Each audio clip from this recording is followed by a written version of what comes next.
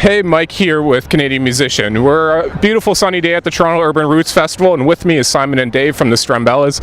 How you doing today, guys? Thanks for joining me. Yeah, thanks, dude. Appreciate it. No worries, man. Yeah, I couldn't ask for a better day, so no, we're good. Seriously, and well, I'll start with the latest album. It's been out now for, I think since October, so it's been about half year, a little more than that.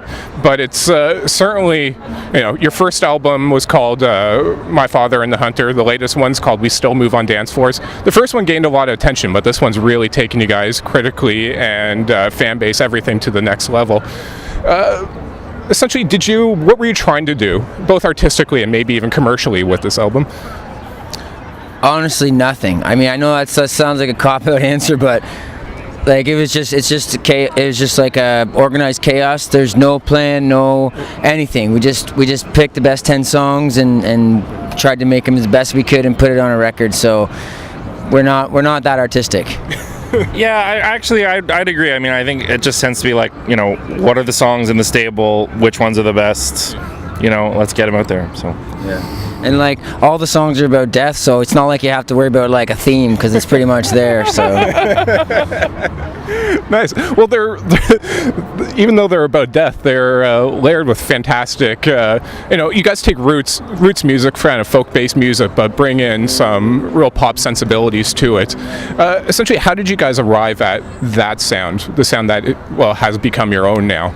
It started. The reason why I personally write that music is I listened to hip hop pretty much all my life, and then one song called "Easy Plateau" by Ryan Adams I heard when I was 21, and as soon as I heard that song, my brain completely switched gears from hip hop to all country, and then I just became obsessed with it and wrote "It's All I Write" because that's that album and song. Yeah, but in terms of the pop influences, like I think it's just one of these things where everyone in the band brings their own sensibility to it. Like our drummer listens to a lot of classic rock. Izzy is way more sort of singer-songwriter and like pop country, like real straight ahead country music.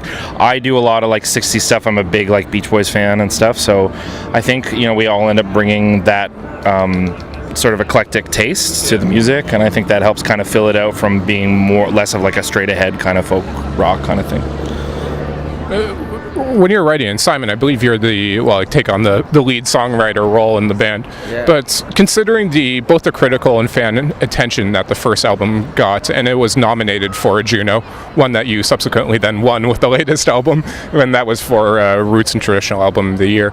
But when you were writing the latest album, did the attention that the first one got, was that in your mind? Did that add any pressure, or did that come across your mind when you were writing these songs? No, I was like zero. I don't know how other songwriters work, but I literally only try to impress myself, which sounds oddly selfish, but it's not. Like, all I think about when I'm writing music is if I am impressed by myself, and then I hope other people enjoy it. But I couldn't imagine writing a song just for other people like it, because if I don't love it, then it's dead to me. So there's no expectations, there's nothing. I just have to make myself happy, and it can go out into other people's ears. Interesting. When you bring the songs to the band, there's kind of two parts to this. First, when you write by yourself but then bring the songs to a 6-person band, does everyone then need to kind of get in on the song, or are you able to say, I'd rather this just be acoustic, or just acoustic guitar and percussion, or is there a need to bring everyone into the fold for each song?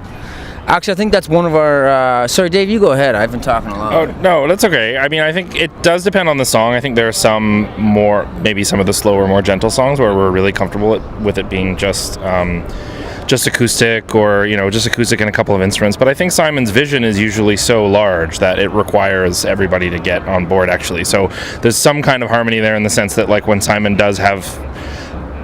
most of his songs are not, he's imagining a big sound. So I think, we all get in on that to try and help fill it out.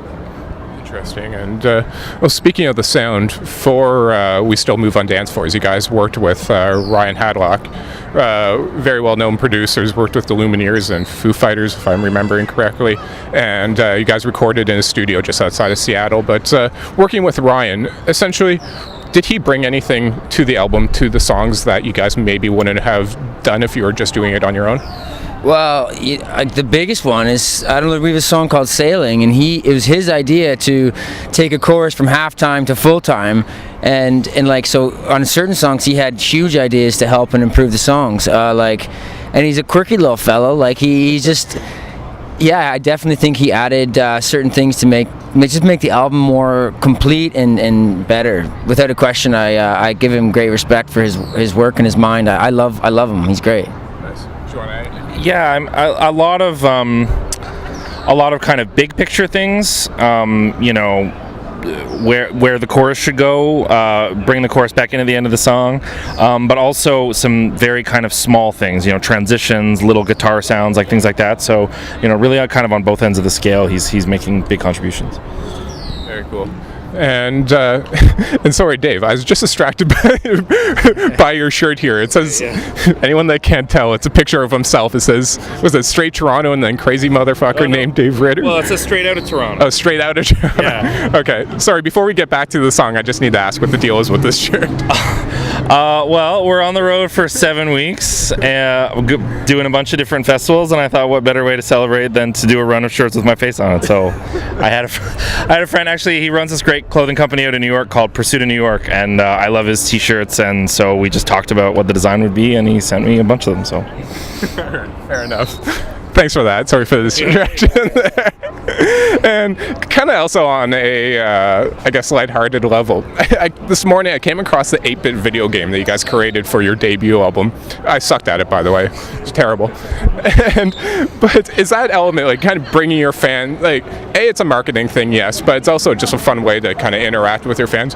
Is that the kind of thing, is that indicative of what you guys are trying to do as a band as far as marketing yourselves, or was that really just a one-off kind of thing? Actually, he made it, so I'll let you talk to him on that one. I think it's indicative of the fact that we want to bring some kind of personality to the band's sort of, I don't know, public face. I follow some bands on Twitter or Instagram, and their tweets are just like, come see us in Sudbury and stuff, and like a lot of our tweets are just things that Simon thought were funny, or that I thought were funny, or like pictures of what we're doing, or whatever it is. So I think we do try and bring some kind of humor and personality, and just kind of, it's not fun if you don't, I don't know, it's not fun to just be kind of buttoned up all the time. So I think that's what we try and bring to it sometimes.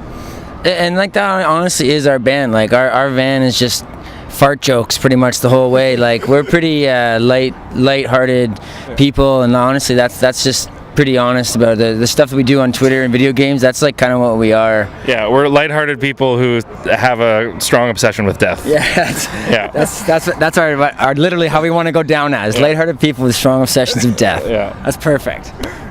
Nice. And kind of on that note, although we won't keep this all about death, but Simon, for you as a lyricist, essentially, when you go to write a song, I know it's kind of the age-old question with songwriters as far as what's your process. Do you start with the melody, the instrumentation, or do you start with a lyrical theme? But is there a formula in there for you, or is there a common, aside from death maybe, a common inspiration point for you? No, nothing. Like everything's different. Sometimes you'll write lyrics, sometimes you'll write melodies, sometimes you'll write a guitar riff, sometimes you'll do it with the bands. Like I think I wish there was a formula, and I want to learn that formula, how to write good songs, because I think I'm just such a baby at songwriting that I want to ask other songwriters how they do it, because I have a lot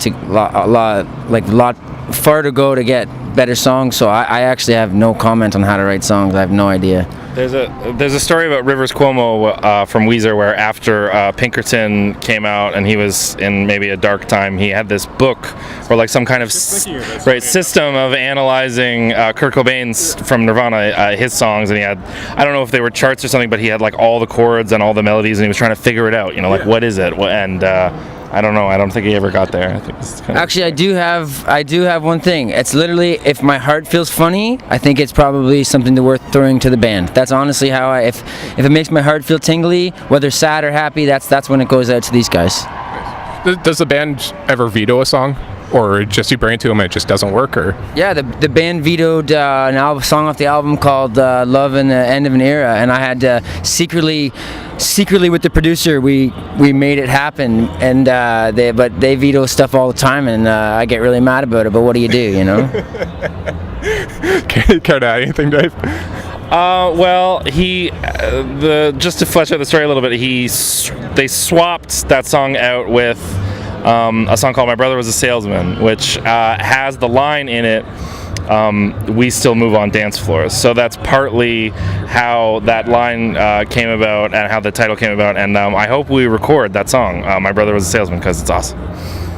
It's funny, that was actually going to be my last question, because I'd seen you guys in a past interview just kind of mention in passing that you had cut the song from the album that ended up, the line ended up being the title. But lastly, now that it has been since October, so what's that? I don't know, let's just say a half year, because I can't count right now. But have you guys continued to write, or I know it's been less than a year, but is there any thoughts to a follow-up EP or LP?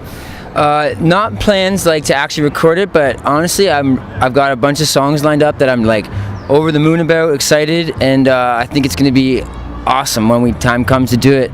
That's really much it. Like, the writing is there. I think like we've been writing enough to have a new material, but we just don't have any money right now, so we're working on that. All right, and your guys' live shows as well always get killer reviews. So just for folks out there, over the next coming months, I think you guys are keeping a pretty busy summer schedule of festivals and whatnot. But where can people check you out over the next, say, 2 months or so? It starts on Sunday at the Northern Lights Festival in Sudbury, and we're going all the way out west. We're at Winnipeg Folk. We're at Folk on the Rocks in Yellowknife, which is going to be really exciting. We're at Interstellar Rodeo in Edmonton. We're live at Squamish, the sort of Thursday night smaller part of the Squamish Festival that we're really excited about, and then we're down the northwest of the U.S. In and around August. So see y'all there. Sounds good. So, Dave, Simon, thanks a lot for this. From the Strumbellas, the latest album is called "We Still Move on Dance Floors." Won a Judo, huge critical acclaim, fantastic album. Check it out. Thanks for this, guys, and enjoy the show tonight. All right, thank you very much. We appreciate it. Thanks a lot. Cheers.